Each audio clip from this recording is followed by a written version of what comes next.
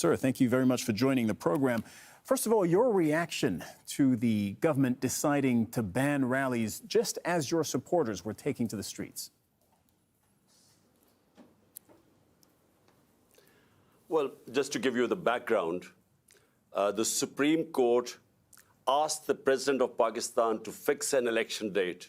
That date is fixed for the 30th of April, so which means 50 days left. So my party decided to do an election, open our election campaign by a rally in Lahore today. The police had given us permission. They had approved the route of the rally. And suddenly this morning, the permission was taken away, but not just taken away. We had these heavy contingents of police, and these people coming to attend a peaceful rally were hit with tear gas shells, water cannon with some chemical in it, which people are still recovering from. And then police just charging these protesters, breaking their cars, and so many people got injured. But one, Bilal, this guy was killed in police custody. How do you interpret what you're describing as this government back and forth on the rules about holding a rally? Well, the issue is that the government, all the 12 parties sitting in government and their backers, they're petrified of elections. Because so far, in the last 8 months, out of the 37 by-elections, my party has won 30 out of them. So they're petrified of general elections. They did not want the general elections. We went into the Supreme Court, and the Supreme Court then decided to hold elections, and this date of 30th April was announced by the president. So we were just going according to our schedule to start our election campaign. But it is clear that the government does not want election. The parties sitting in the government, they want to get out of the election. So my worry is that the idea was to create a law and order situation today, and we really restrained our workers. We called off the rally because we were scared that there would be people killed, and that would be used as a pretext to get out of the elections. Some might answer that while the government is perhaps afraid of the upcoming elections, you're also afraid of complying with judicial rules. Police did show up at your house in Lahore only a few days ago to arrest you, to compel you to show up in court, and you evaded arrest. Well, let me tell you something. So far, there are 76 cases against me. I'm charged for terrorism, charged for blasphemy, charged for sedition in these 77 cases. And these cases have been made in the last few months. So I've been going from one courtroom to the other. What happened was when I was shot, this assassination attempt on me, for 4 months, my leg wasn't, I had 3 bullets in my leg, so I couldn't go out of my house. So that's when they started, the cases mounted. They wanted to be me appear in courts. And so it's just a question of how do you deal with 77 cases?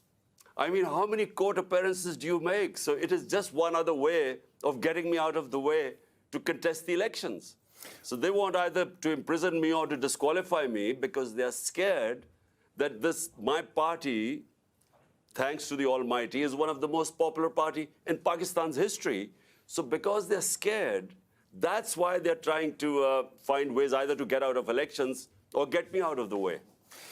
There are provincial elections, as you mentioned, in April, and then national elections later this year. If they both go ahead as scheduled, can you legitimately run in national elections if, as you say, there are 70-plus cases currently pending against you?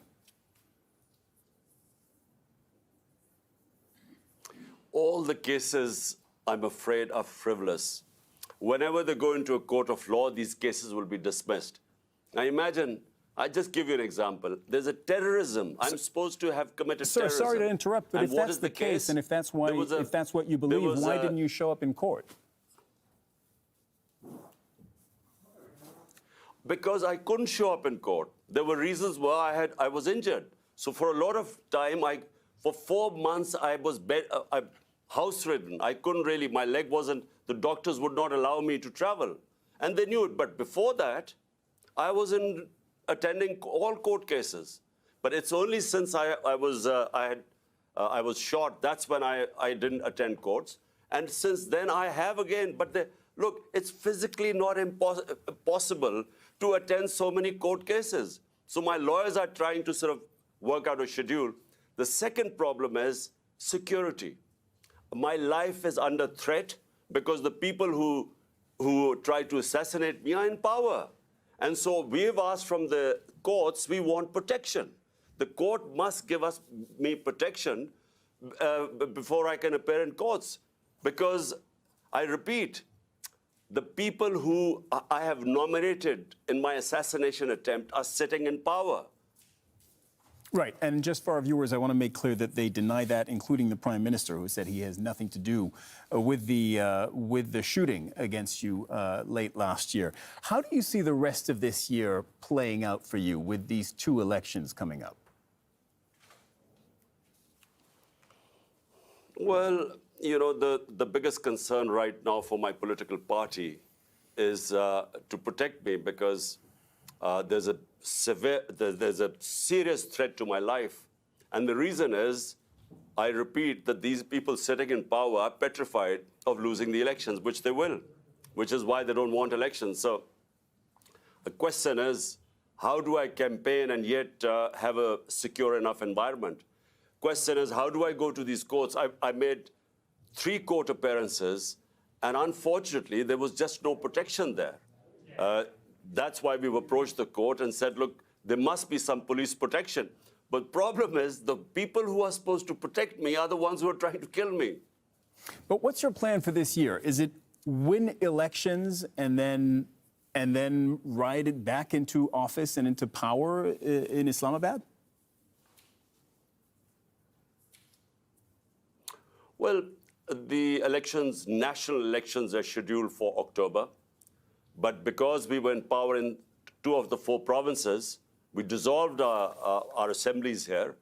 And so to hold elections, so the Supreme Court then asked the president to give a date, which is 30th April. And on 30th April, we hope to contest in these 2 provincial assemblies, which we were already in power. And what we were hoping was that since it's 65% of Pakistan, these 2 provinces, there would be a national election. And the idea for national election is because our economy has gone into a tailspin. Pakistan is facing the worst economic crisis in its history. So the idea was to hold elections, which would then bring political stability and which would then bring economic stability. So this is really why we went for elections in our 2 provinces. Imran Khan, former Prime Minister of Pakistan, thank you very much for coming on the program today.